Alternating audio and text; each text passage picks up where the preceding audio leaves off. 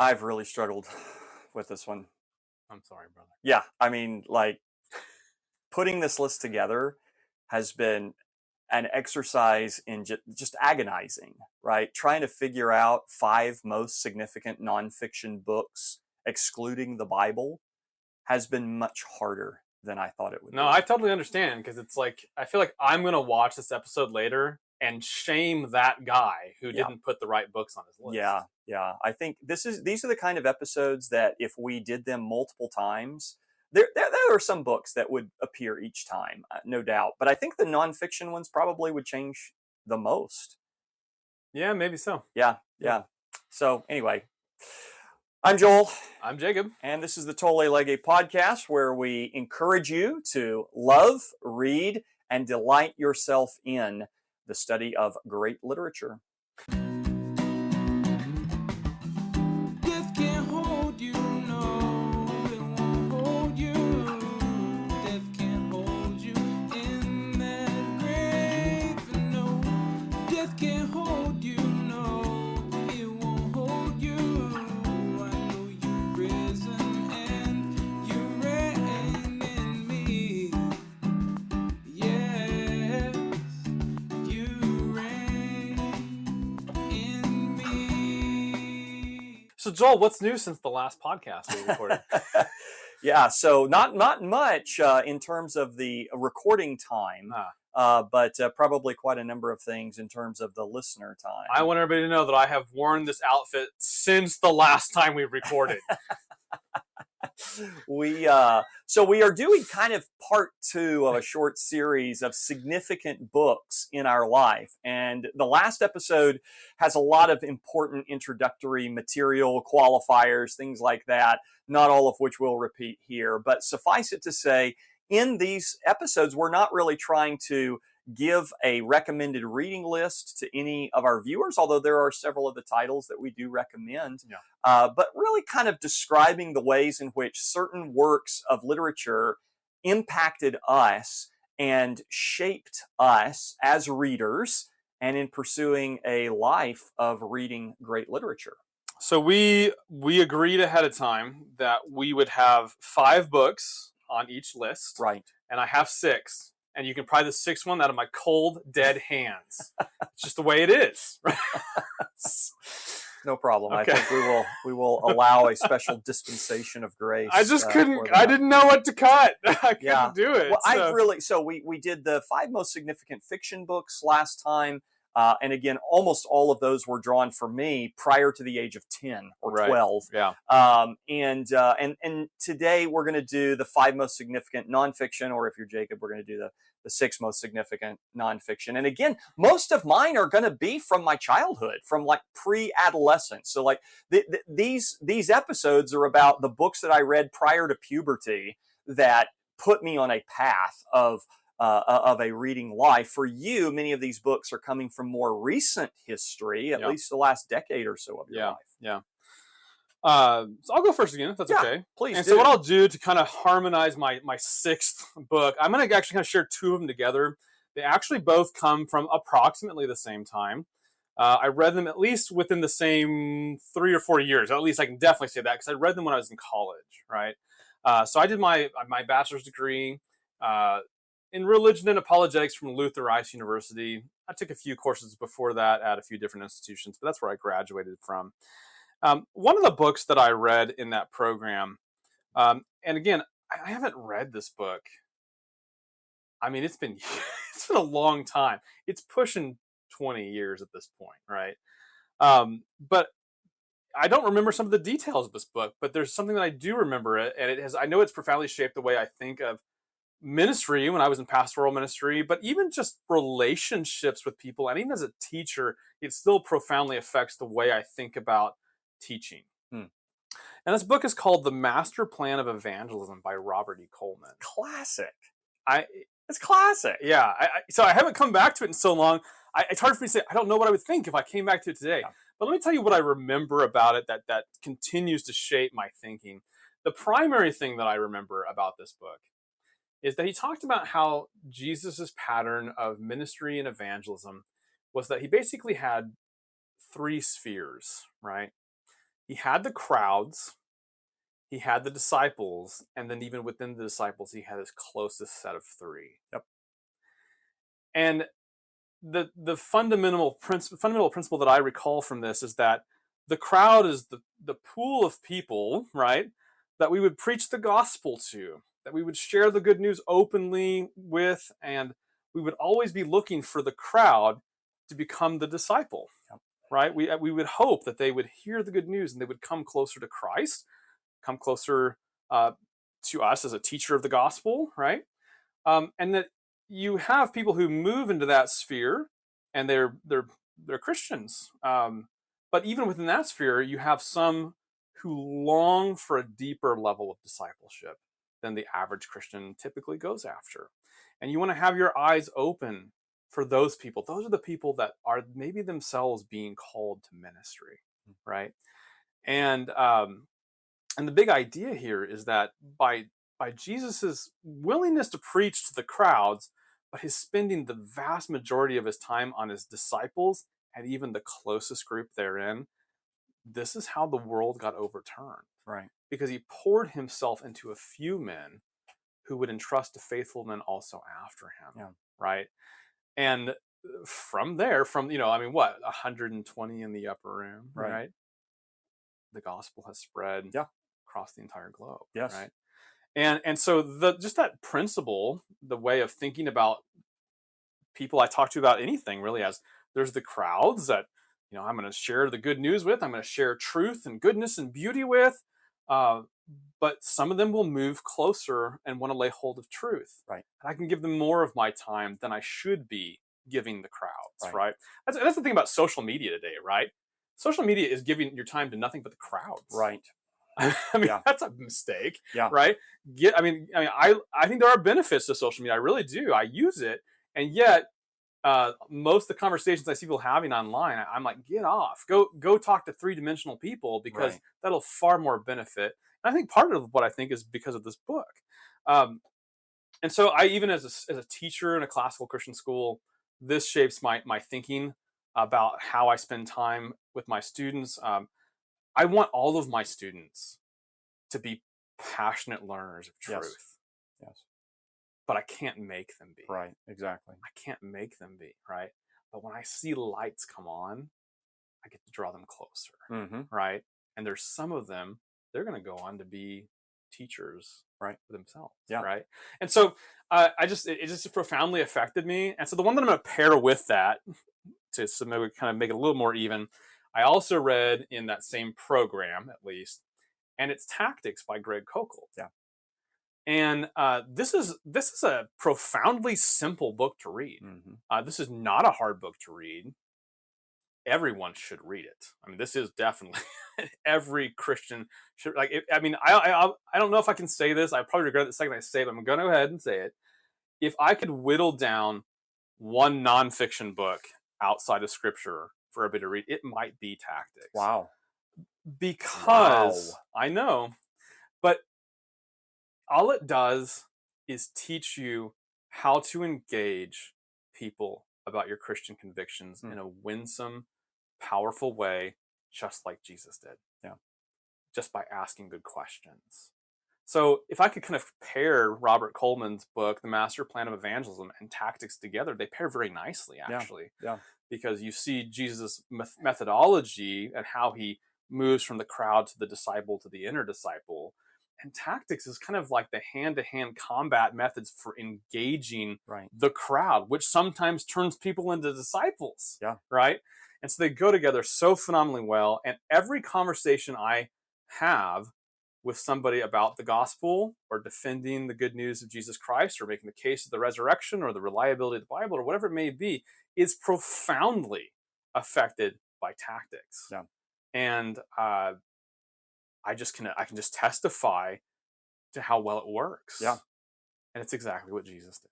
Yeah, I mean, you recently were doing a youth apologetics conference where Tactics was kind of at the centerpiece of a lot of the material that you were presenting, right? There was a lot of things that book very clear. Anybody who knows you and knows kind of your history in ministry and just the way that you've deployed those techniques, both in an evangelistic context, in a discipling context, and now kind of classical Christian education, knows how significant that book has been for you. I had not thought about Coleman's book in a number of years, but I remember I read that probably the first or second year that I was a pastor, and that would have been like age 20 or 21. Okay, yeah. Kind of embarrassingly, I started really young.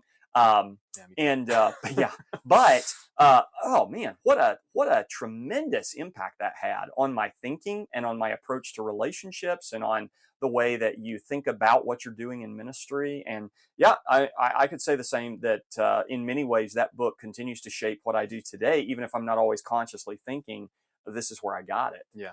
So great pick. Well, my first nonfiction is not going to become by any surprise to anyone who knows me, and that is Carry On, Mr. Bowditch by Jean Lee Latham, which actually is sitting here on the shelf right next to me. And this is a young adult biography of Nathaniel Bowditch, who is the father of American navigation, whose work on navigation actually continues to be used by the U.S. Navy and Merchant Marine and various other sailing vessels and institutions to this very day. So interesting. I got to just interrupt real quick. I thought that was a fiction book. I haven't read it. Yeah, no, it's a biography. I didn't know that. Yes, So, yes. And there is a more scholarly, academic biography of Bowditch, but this is the one that I read as a very young child. And just, I don't know how many times I've read the book, many times. I haven't read it yearly as an adult. It's not that kind of a book that would be profitable in that way. We've read it to our kids. I have given this to so many young boys for birthday presents or various other presents. Very easy to read. Again, it is a biography written for young adults. But Bowditch was a young boy who was apprenticed at a very early age, had a fascination with learning, was very much an autodidact, which means a self-directed or self-taught learner. He learned methods of teaching himself the things that he needed to know, including, before he was done, many different languages. He would build notebooks, have a dedicated notebook for each subject. He would work hard all day, and then he would sit by the lamp for many hours late into the night, copying information into his notebooks that he would study in books that he borrowed from different people. When he wanted to learn navigation, he was advised by one of the older mentors in his life, that anyone who wanted to know navigation needed to read Newton's Principia. And so for several years, Bowditch looked for an opportunity to do that. When he finally obtained a copy of the book, he discovered that it was in Latin, and he didn't know how to read Latin. And so he decided, well, I've got to learn Latin in order to read this book. He got a grammar, a dictionary, and a New Testament, and he began learning Latin on his own. And that awakened within me, maybe it's a chicken and egg thing. Maybe it spoke to me because I already had some of that impulse. Because one of the books that almost made it onto this list is a book that I first encountered in my great-grandmother's laundry room, and it was a child's primer for learning Spanish. And I have no idea what the title was. I have no idea who the authors were. It was an old book then. It's been many years ago now, and I was absolutely fascinated to read the English sections that would then insert Spanish words, and you could look at the dictionary in the back and see what the Spanish word meant. And so maybe there was already that impulse in me. But Carry On, Mr. Bowditch absolutely made me an autodidact for life. Literally, that book has impacted every day of my life since the first time I read it. There are things I do to this very day that I do because of that book.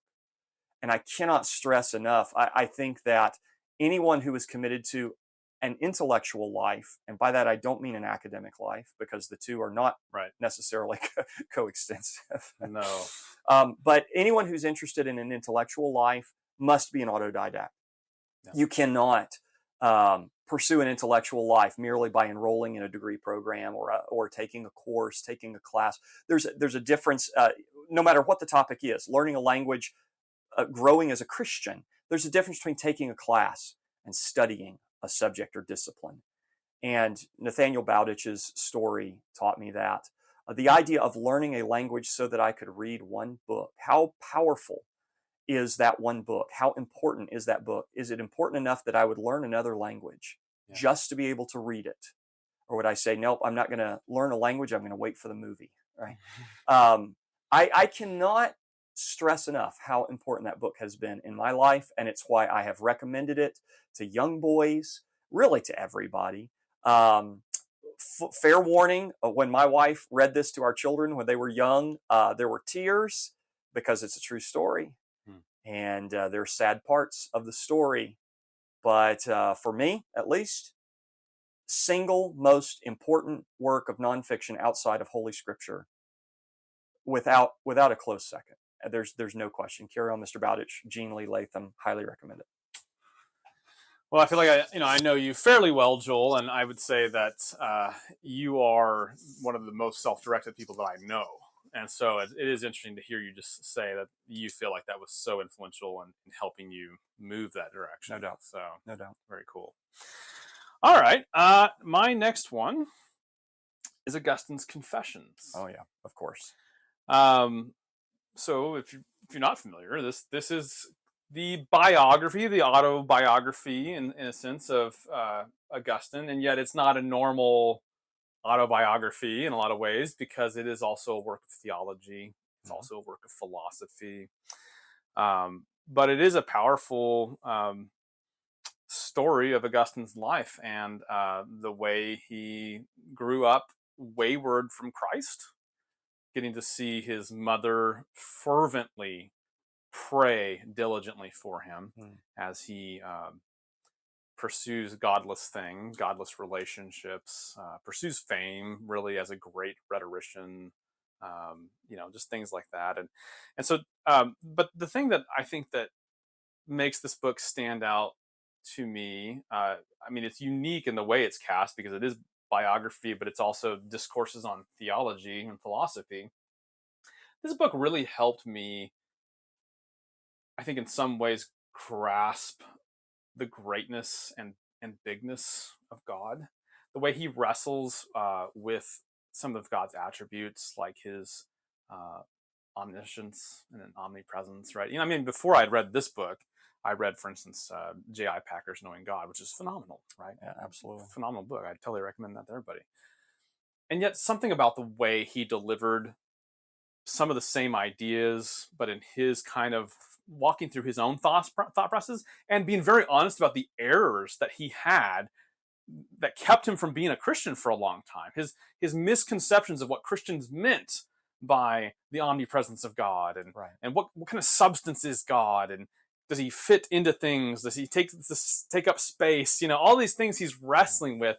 And as he wrestles through all the errors, and he's in a cult called the Manichees, and then finally comes to truth. It's a powerful experience to walk through the life of Augustine and his errors and embracing the truth. And by walking through his errors with him, it helped me see the truth better. Right. And so, there's just something very powerful about the book. There's a lot of things I could point out that I like about it. But I do think that, just the way it was delivered helped take what you might call sort of systematic theology ideas, right, and deliver them to me in a way that resonated. Yeah, the first 10 books of the Confessions, I think, for sure. Obviously read all of it, but the first 10 books are especially really important.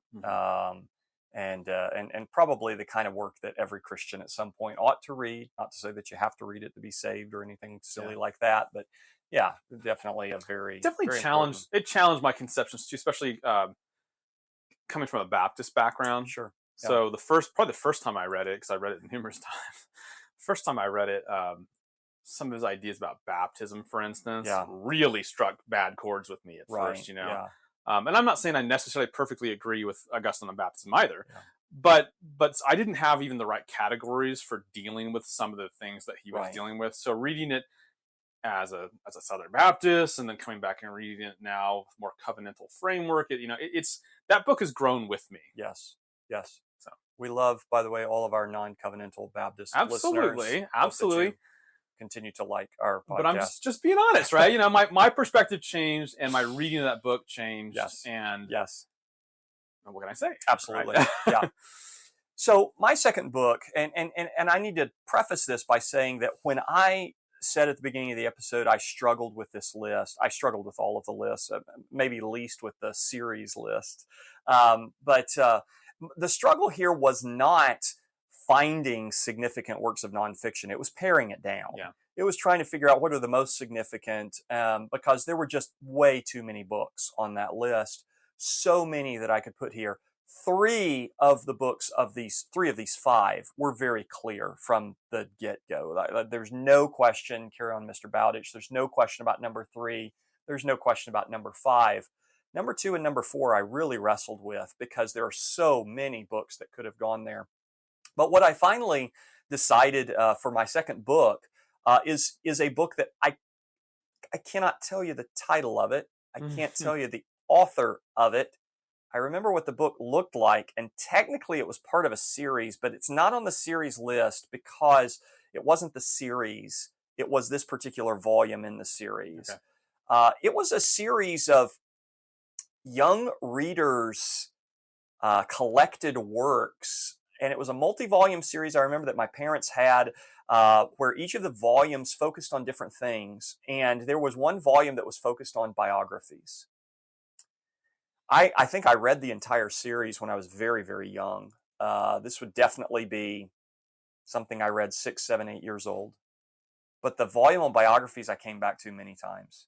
And the volume on biographies, and one biography in particular in it, a short biography of Teddy Roosevelt as a child, his interest in naturalism and the natural world, again, his autodidactic nature, just had a huge impact on my life. I loved animals. I was constantly capturing and keeping various species. I was raising, all kinds of different rodents and bugs and tadpoles and frogs and everything you could imagine. My parents were very long-suffering. My room was full of terrariums, and our back deck was full of terrariums, in addition to many dogs, cats, guinea pigs, gerbils, etc.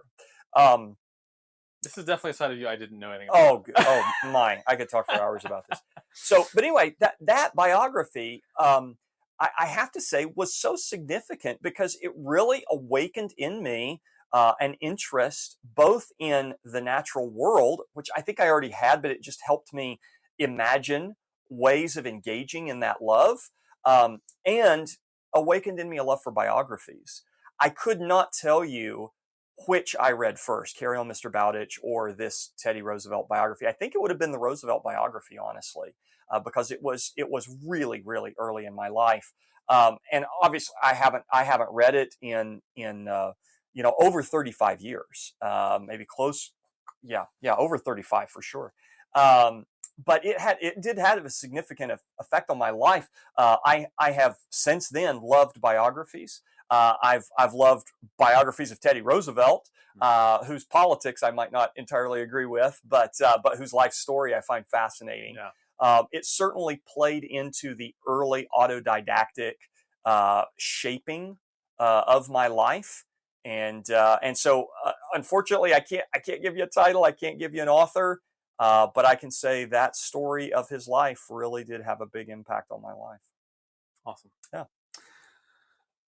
The next one I'm going to give you is a very recent read, but I considered it giving it first place, but I didn't quite give it first place. But so it's a work of Joseph Pieper, who has in the last several years become towards the very top of my list of favorite people to read.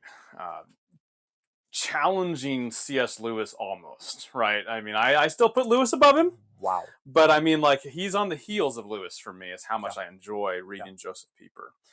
And if you don't know who Joseph Pieper is, he's a philosopher. He wrote many short treatises of philosophy. Most of his books are under 200 pages, right? Yep. Yeah. Which one of the things I really appreciate about him. And he brings power and clarity to great big ideas in a relatively succinct fashion. And so that he just kind of has that gift, right? So I appreciate that. But the one in particular is actually one of the shortest ones I've read by him. and it's called A Brief Reader on the Virtues of the Human Heart. Mm. And in my doctoral dissertation, virtue is a central part of this, and so this is one of the books that I have read over the last couple of years. And his exposition on what virtue is, the way he lays out each of the cardinal and theological virtues, the definitions that he gives to them. I can't see virtue anymore without his words resonating in my ears. Right? I mean, that he speaks so plainly about them. It makes me say, who could disagree? Right. He's just right. It's inarguable. Yeah. You know, and so this is a book that I would have definitely every minister, definitely every classical Christian educator read. Yeah. Because understanding virtue and its negative counterparts, vice, right, is very important in the formation of young people. Yeah. And he just brings such wisdom and clarity to that subject. Sure. I can't say enough in favor of it. Yeah. Yeah. Definitely the modern philosopher that's influenced you the most. Yeah, definitely. Yeah. And of course, he's very Aristotelian. Yep. You know, he's working off a lot of those categories, but he brings Aristotle, so to speak, and Aquinas, Right. so to speak, Sure. right, into a more modern day, and just shows us how those ideas, which are true and good and beautiful and unchanging, because they actually reflect the unchanging, perfect nature of God. Right. Not that Aristotle's perfect, not that Aquinas is perfect. I'm not saying anything like that, right? But on these points, man, they're pretty much right. Yeah. And he brings that to the modern day and shows us that these matter just as much as ever. And the more I get to know about Joseph Pieper, know that he was a German philosopher who lived during Hitler's reign, and the things that he and some other people did in resistance to that, and just that he lived out a life of virtue. Yeah. I appreciate that, man. Yeah. Good choice. The third one on my list may be surprising, but not to anybody who knows me. This is another book that I have given away, I don't know how many copies, but many. I want every young man that I get to influence in any significant way to have a copy of this book. This book was published when I was 10 years old. I don't know exactly at what point I finally read it. I know that my dad got it probably the year it was published or very shortly thereafter. And I know that when I read it the first time, I have a distinct memory of the material being so familiar that it almost felt redundant reading it, because it's not exciting prose. It's not a stirring, soul captivating book. It's a self-help book. And so it might not seem to have any place on a podcast about great literature, but it had a great influence on my life, and that is The 7 Habits of Highly Effective People by Stephen Covey. I was going to guess what to expect when you're expecting. Close. Yeah. But no. Okay. Yeah, 7 Habits of Highly Effective People by Stephen Covey. That is a book. I don't know how many times I've read it. Not nearly as many times as many other books. And again, it's very tactical.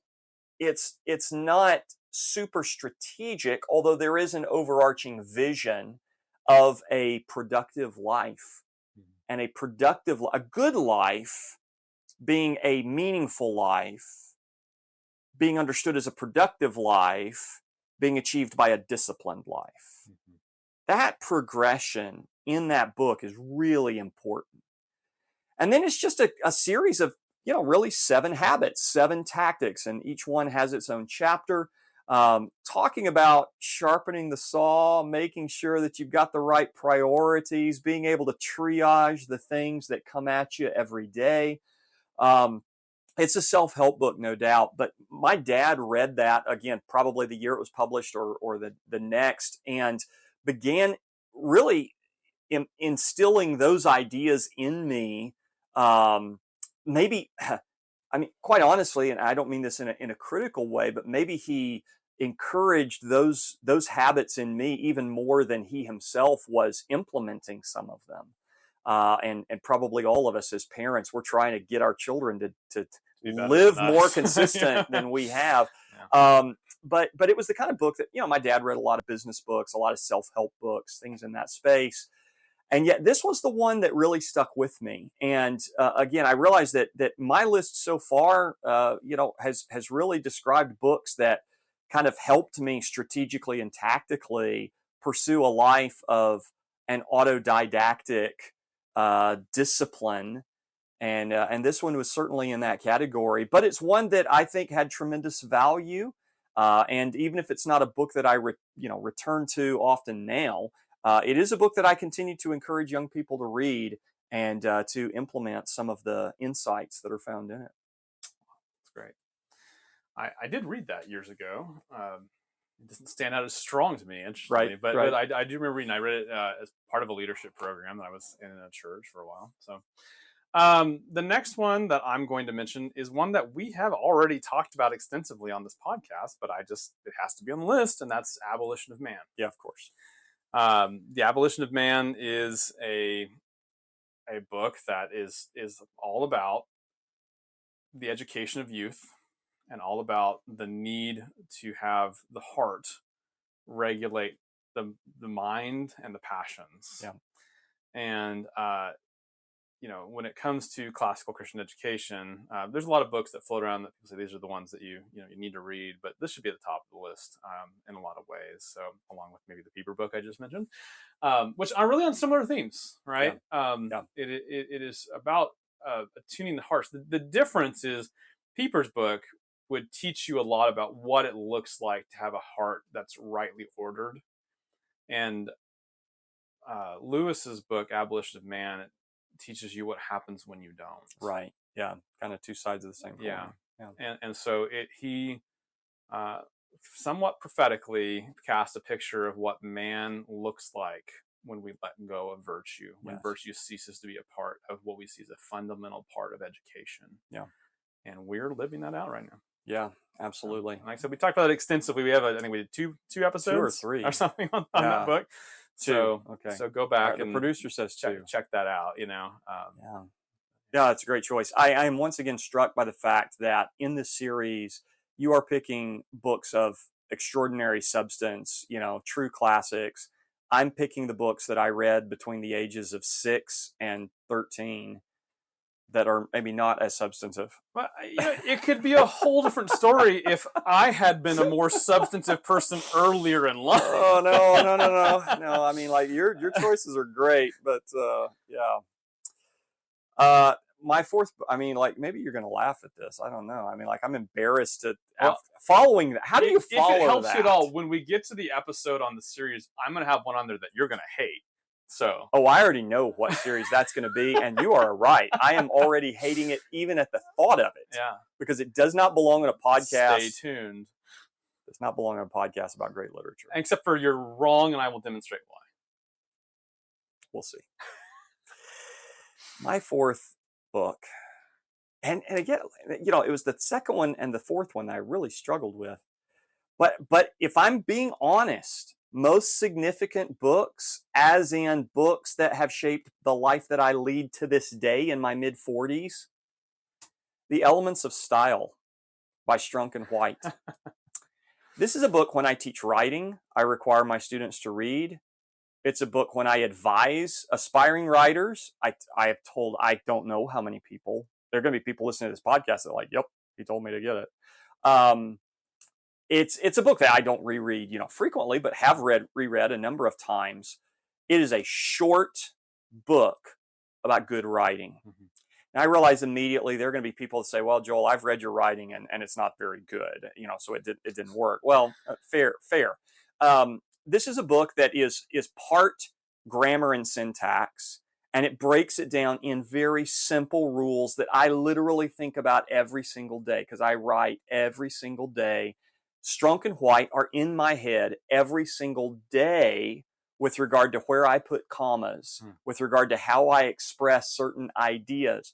And although I am sure my writing doesn't measure up in any way, shape, or form to the quality that theirs did, I have to be honest. I think it's the single best little book on writing. I've read a bunch of books on writing over the years, many, many, many, starting when I was a child, including this one, and it's still the one that if I were asked what's the one book on good writing, concise, powerful, grammatically good, solid, tight writing, Elements of Style by Strunk and White. And so because so much of my life uh, revolves around the written word, it's I have to admit, it belongs on a book list of most significant nonfiction works. And White is E.B. Charlotte's White. Web Yeah. author, correct? E.B. White, yeah. Stuart Little, Charlotte's Web, an essayist, known best for his children's literature, although by no means was that kind of like his only work. Yeah, brilliant author, and one who has one of the sayings that I repeat regularly when he said that writing is never truly done; it's only due.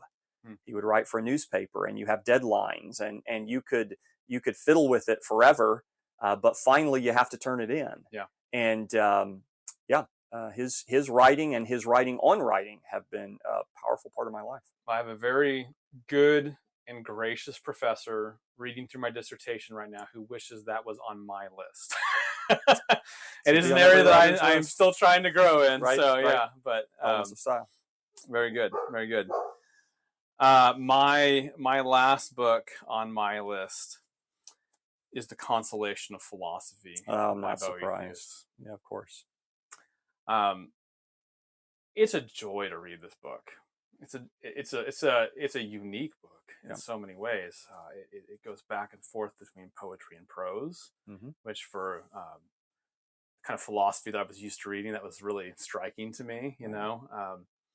So to have kind of that aspect of art and imagination alongside some pretty powerful logical philosophy happening.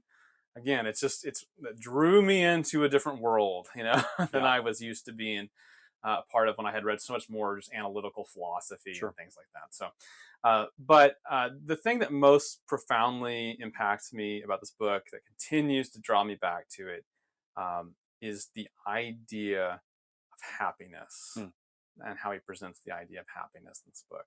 His view of what happiness is the correct view. And it is the view that virtually no one holds today.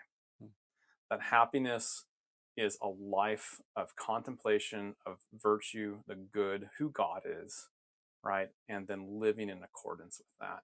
That's what real happiness is.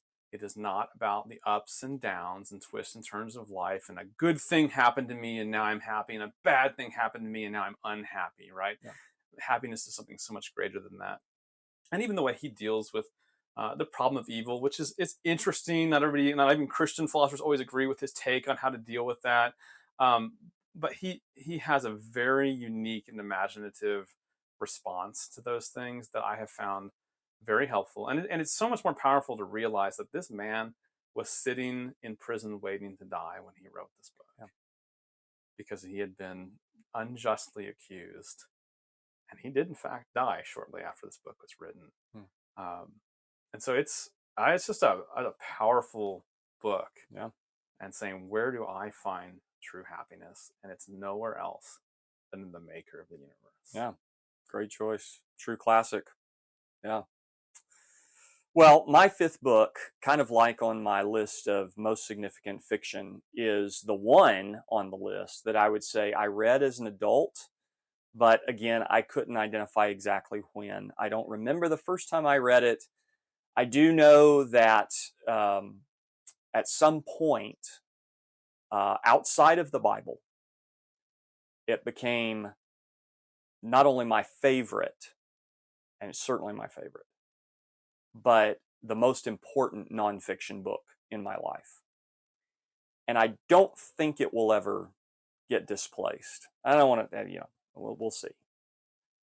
But I don't anticipate that happening no matter how many years I live. And that is Orthodoxy by G.K. Chesterton. To speak about a book that awakens imagination, I would have thought my imagination was awake before I read this book. And I'm sure to a degree it was. Again, one of the lessons from this series of episodes is not you need to read these books, because some of these books you don't need to read. I don't know that everybody needs to go out and read, a children's biography of Teddy Roosevelt. Right? Yeah. At the same time, you have to read certain books to be prepared to read other books. Right. And when I found orthodoxy, I began to see the world in a whole new way. I began to see Scripture in a new way. I began to see God in a much larger way. I began to see that we do not live in a closed mechanical universe. We live in a magical world full of angels and demons. And the fact that water from the ocean evaporates and becomes the rain that turns water into wine in vineyards is something that once you see, you can't unsee. Chesterton obviously has become arguably my favorite author, certainly one of the most important authors in my life. And I'm reading something by him almost continuously every year of my life, and that's been true for a number of years. But Orthodoxy is my favorite book outside of the Bible, and it is without question the most important book outside of the Bible in my life. And I wish I could identify when I first read it, and I'm pretty sure that the first time I read it, I didn't really get it. And so now I've had the experience for many years of encouraging other people to read it. And on their first reading, sometimes it becomes just an amazing experience. And sometimes they come back puzzled and say, I'm confused. So if that's your experience, I would say, don't be discouraged. I'm quite sure that the first time I read it, I didn't fully understand it to whatever extent I did understand it. But I reread it every year and have now for many years. And it is a masterpiece. I'm very thankful for Chesterton, thankful for the influence that he has left on my life, and I trust will continue to have in my life.